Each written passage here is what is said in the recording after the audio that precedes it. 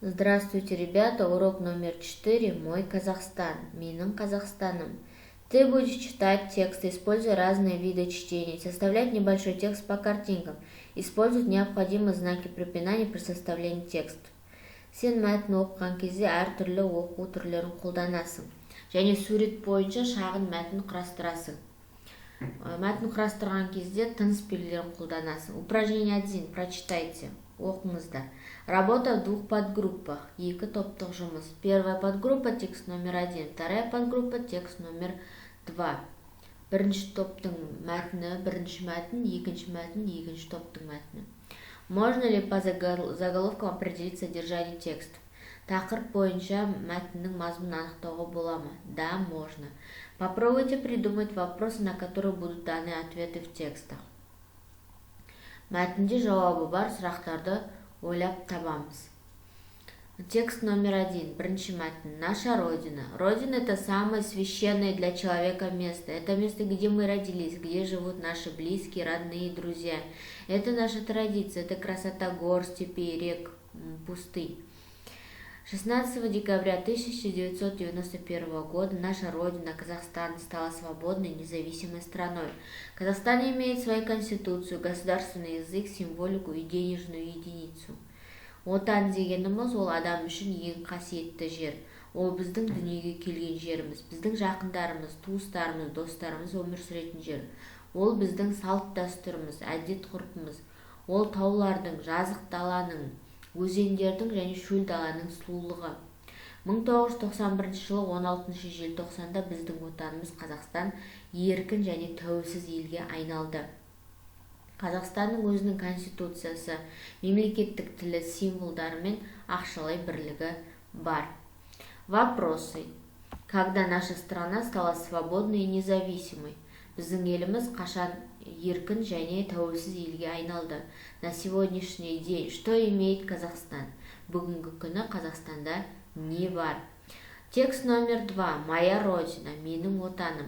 Казахстан – огромные поля и степи, Казахстан – луга, долины, реки, Казахстан – моря, дожди, снега, Казахстан – добыча нефти и угля. Казахстан – огромная страна, Казахстан – ты, Родина моя. Идрисов. Қазақстан үлкен алқаптар мен жазық дала, Қазақстан жасыл егістік, өзендер, Қазақстан теңіз, жаңбыр, қарлар, Қазақстан мұнай мен көмірдің өндірісі, Қазақстан үлкен ел, Қазақстан менің отаным. Найди в тексте восклицательные предложения, чем они отличаются от других предложений. Лепті сөйлемді табамыз, басқа сөйлемдерден айырмашылығы қандай? Восклицательные предложения. Казахстан – огромная страна, Казахстан – ты, Родина моя. Казахстан – үлкен ел, Казахстан – менің отаным. Это предложение отличается от других предложений тем, что произносится с особой интонацией. Бұл сөйлемдер ерекше интонациямен айтылады. Упражнение 2. Выборочное чтение. Таңдаулы оқу. Найдите в текстах ответы на вопросы. Прочитайте еще раз и опишите ответы. Мәтіннен сұраққа жауаптарын тауып жазамыз. Первая подгруппа. Что такое Родина для человека? Отан дегеніміз не? Родина – это самое священное для человека место. Что имеет свое Казахстан? Казахстанның несі бар? Казахстан имеет свою конституцию, государственный язык, символику и денежную единицу. Какой страной стал Казахстан? Казахстан қандай елге айналды? Казахстан стал независимой и свободной страной. Чем богат Казахстан? Казахстан несімен бай.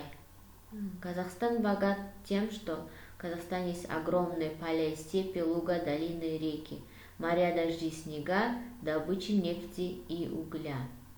Выпишите из текста выделенные слова, существительные, преобразуйте их в единственное число, обменяйтесь информацией в группах. Қарамен жазылған сөздерді тауып аламыз және жазамыз, оны жекеше түрге айналдырамыз, басқа топтармен бөлісеміз. Выделенные слова. Қарамен жазылған сөздер: поля, степи, моря, дожди, снега, нефти, угля. Қарамен жазылған сөздер: алқаптар, жазық далалар, теңіздер, жаңбырлар, қарлар, мұнайлар, көмірлер. Существительные в единственном числе. Жекеше түрге айналдырамыз. алқап, жазық дала, теңіз, жаңбыр, қар, мұнай және көмір. Упражнение 3. Словарный диктант. Сөздік диктант. Казахстан, Родина, традиции, конституция, символика, независимая страна. Казахстан, отан, салт дәстүр, конституция, символдар және тәуелсіз ел. Упражнение 4. Составь полный коллаж.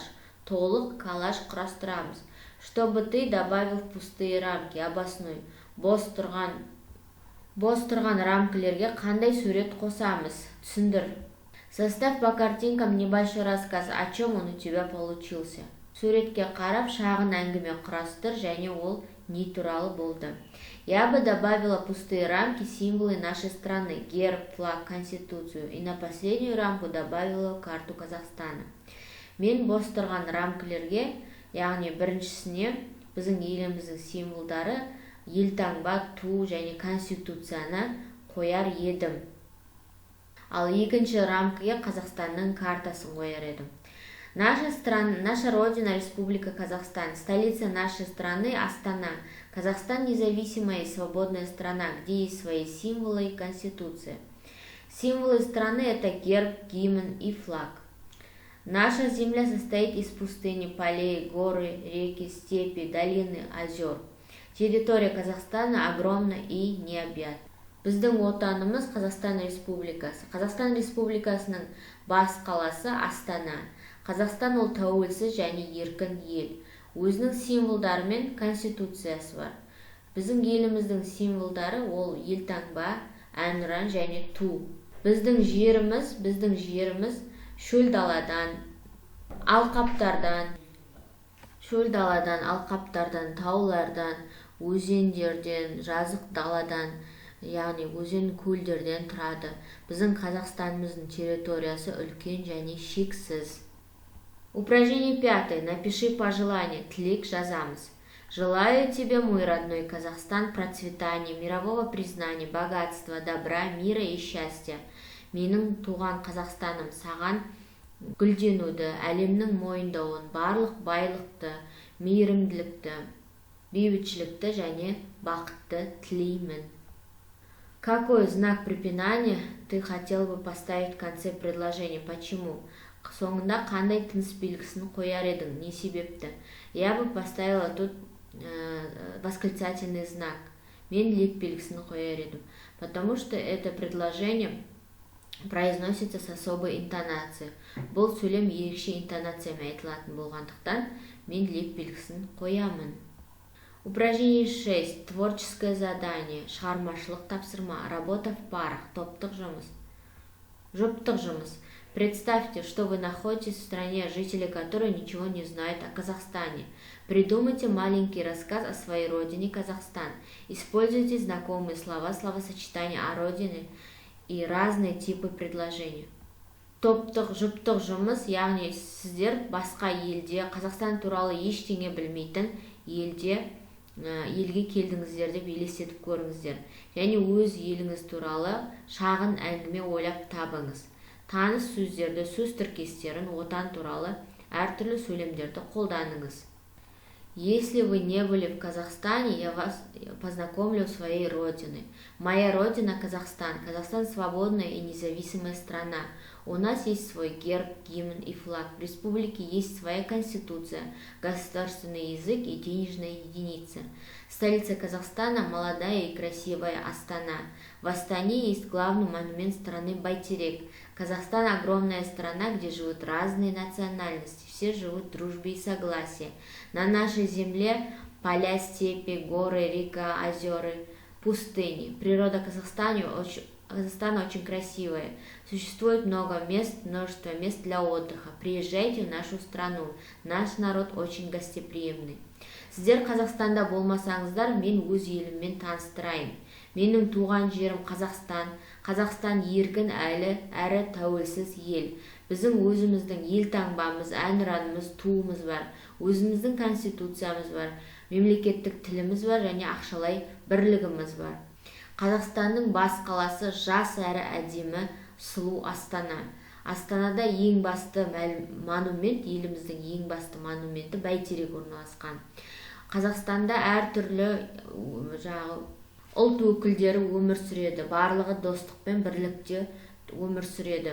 Біздің жерімізде алқаптар, жазық дала, таулар, өзендер мен көлдер және шөл далалардан тұрады.